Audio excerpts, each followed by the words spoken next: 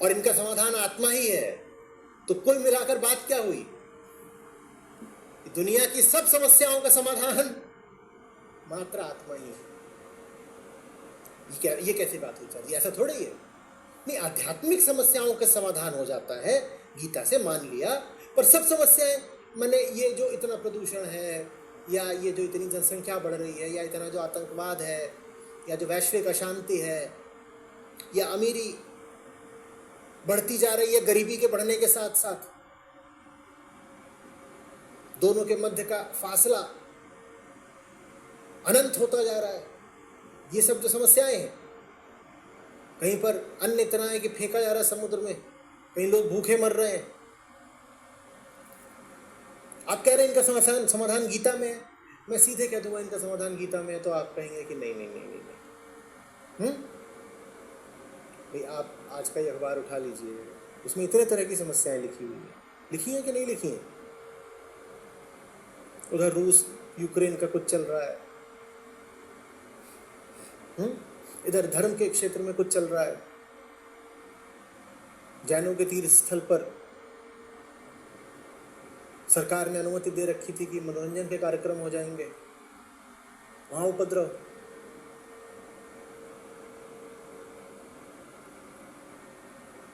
अब वहां के स्थानीय जो वासी थे, उन्होंने आकर कह दिया है कि नहीं, इस स्थान पर हमारा भी अधिकार है। अरे बात समझ लो, एयरलाइंस में एक व्यक्ति ने जाकर के एक महिला के साथ अभद्रता कर दी है। यही सब है था ना आज के अखबार में। और क्या आपने देखा?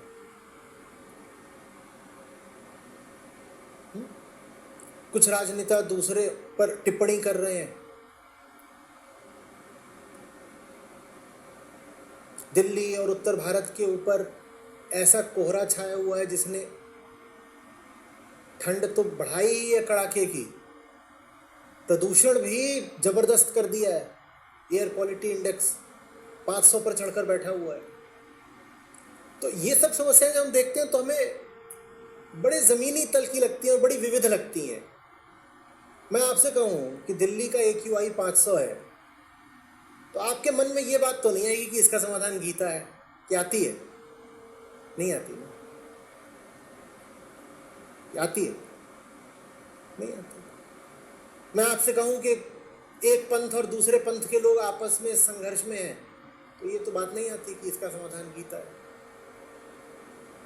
ये आती है?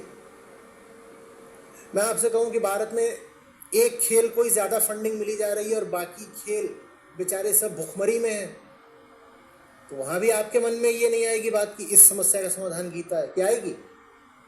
एकदम नहीं।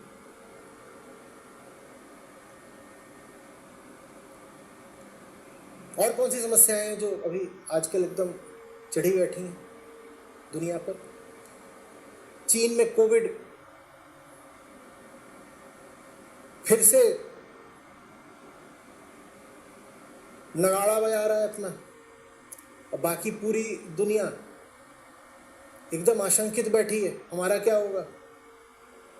और जब कोविड की बात होगी, मैं कहूं कि देखिए साहब, समाधान तो यहाँ भी गीता है, तब तो आपको बिल्कुल अविश्वास हो जाएगा। आप कहेंगे कैसी बात कर रहे हो आप?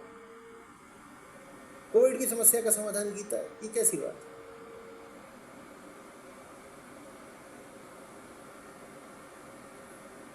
पूरे विश्व की अर्थव्यवस्था भारी मंदी के बिल्कुल मुहाने पर पहुंच चुकी है।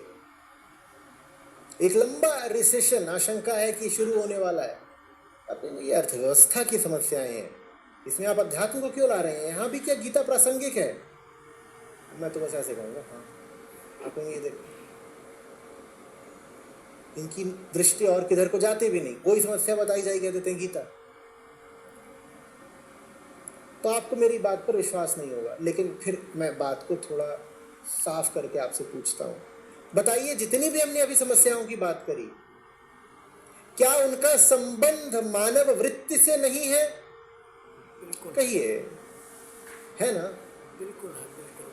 प्रदूषण हो, आतंकवाद हो, उग्रवाद हो, अतिवाद हो, पशुओं के ऊपर इतनी आप हिंसा कर रहे हो।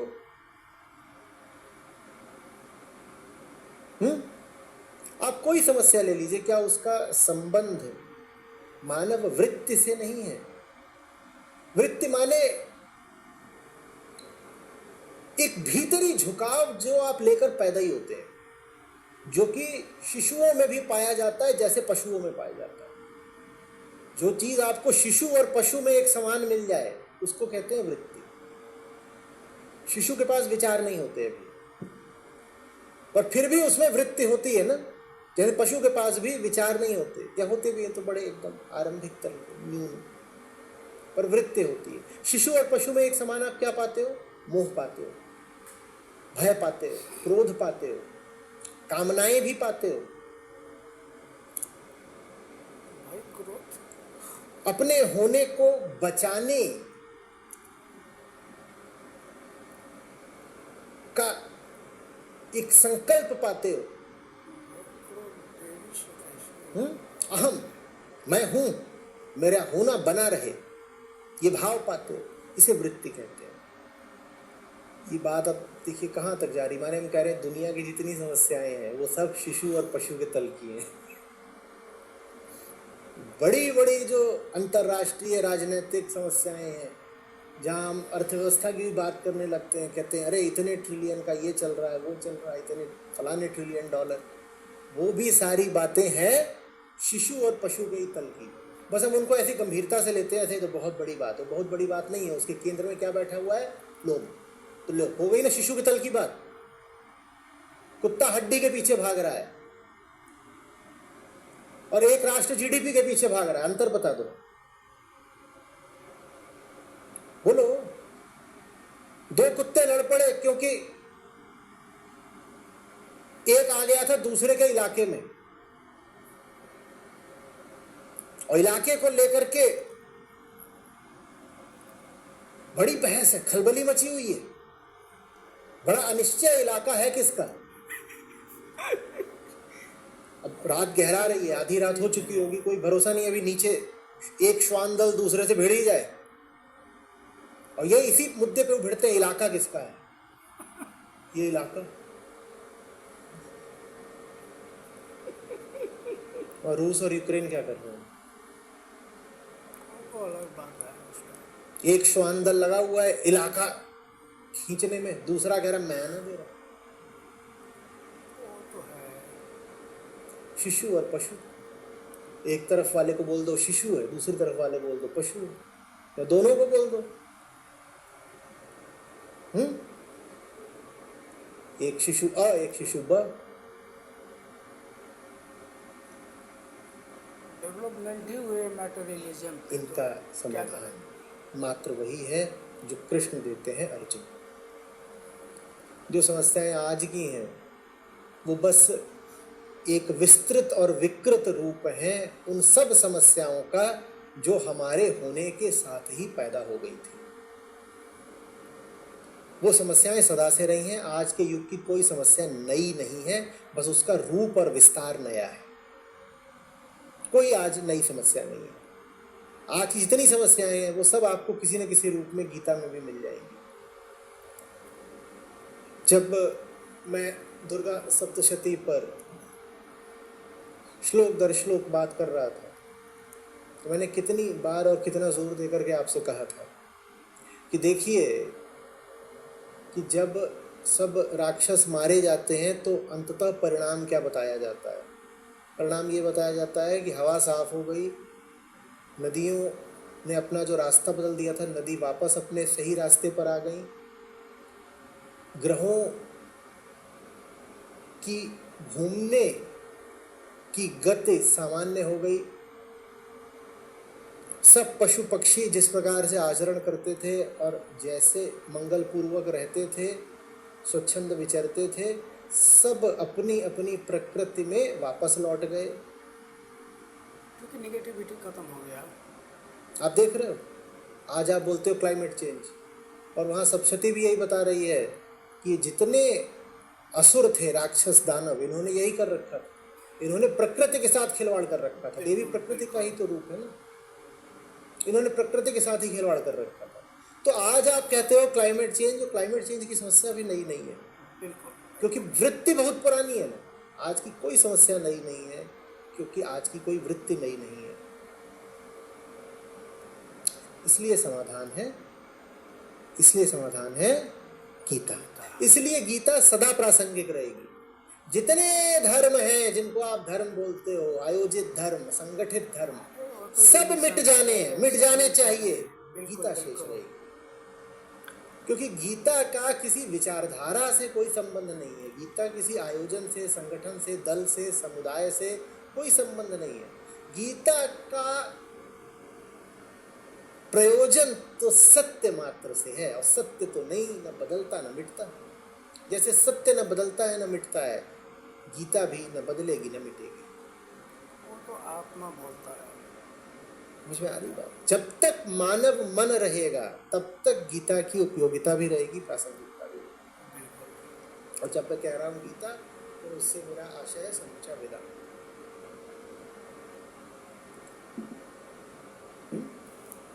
ये रहेंगे। बाकी जितनी बातें आपने धर्म के नाम पर पकड़ रखी, चाहे कोई आपका धर्म हो, अपना आप कोई भी धर्म, पंथ, समुदाय, मजहब बताते हो, वो सब मिट जाना, उसका कुछ नहीं। ये सब आती जाती चीज़ें हैं। इसमें से ज़्यादातर वो है जो मनुष्य के विचार से उत्पन्न हुआ है, माने प्रकृति के अंतर्गत है। जो प्रकृति के अंतर्गत है, हमको पता है कि एक दिन उत्पन्न होता है तो एक दिन विलीन भी होता है। कोई विचार स्थायी होता है क्या? तो जितनी बातें आपने किताबों में लिख दी हैं विचार करके, वो कहाँ से स्थायी हो जाएंगी? वो भी मिट जानी है। प्रकृति में कुछ भी अमर होता है क्या? दो ही बातें हैं जो अमर है। कहेंगे अमर दो आ गए आचार्य जी, ये कैसे हुआ? अभी तक तो एक हमारे देखे दो अमर। हमारे प्रसंग में दो अमर है, एक तो सत्य और दूसरा सत्य से छिटके रहने की हमारी भी। तो जब तक हम हैं तो दो अमर हैं, क्योंकि हम तो हैं, और हम तो सत्य से दूजे हैं, पराए हैं। तो एक तो हम हो गए, हम माने ये शरीर भर नहीं, हम माने अहम वृत्ति जो तब से चली आ रही है। तो एक तो वो है जो चली आ रही है, मिट नहीं रही, और दूसरा सत्य है जो मिट सकता नहीं। अहम वृत्ति वो है जो मिट सकती है पर मिट रही नहीं, और सत्य है दूसरा जो मिट सकता ही नहीं। तो इन दोनों को मैं कह रहा हूँ ये अमर है।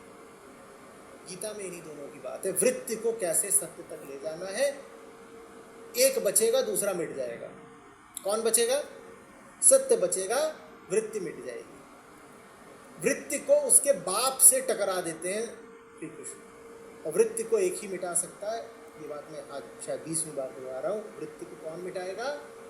क्योंकि वृत्ति आत्मा के लिए ही तो तड़प रही है। तो मिटाने से ही मत समझिएगा कि वृत्ति के साथ बड़ा कोई अत्याचार, अन्याय हो गया।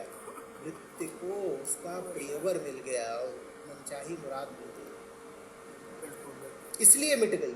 इसलिए नहीं मिट गई कि उसको पीस डाला गया, उसके खंड खंड कर दिए, काट कूट के जला करके उसको कहीं दफन कर दिया। नहीं, ऐसा नहीं। वृत्ति को पूर्णता मिल गई, वो विगलित हो गई। वो बोली मैं एक बेचैनी थी, ये बेचैनी के रूप में जिंदा थी, अब चैन मिल गया, बेचैनी मिट गई। समझ में आ रही है? अध्यात्म कोई क्षेत्र नहीं है। इसलिए यदि अध्यात्म सब समस्याओं का समाधान है, तो क्या अध्यात्म जीवन के अन्य क्षेत्रों से पृथक कोई अपने आप में क्षेत्र हो सकता है? नहीं। जीवन के जितने भी क्षेत्र हैं उनका समाधान है अध्यात्म। जीवन के जितने भी क्षेत्र हैं उनका आधार है अध्यात्म। अध्यात्म से ही शुरुआत है और अध्यात्म में ही अंत है। कोई ये ना कहे कि the field of spirituality, field नहीं है स्पिरिचुअलिटी। आप होंगे किसी भी क्षेत्र में, आपको आध्यात्मिक होना पड़ेगा। आप आध्यात्मिक नहीं हो तो आप जिस भी क्षेत्र में हो वहां आप घोर असफल हो। और आज पूरा विश्व ही असफल है। उसकी वजह यही है कि इंजीनियर मात्र इंजीनियर है, मैनेजर मात्र मैनेजर है,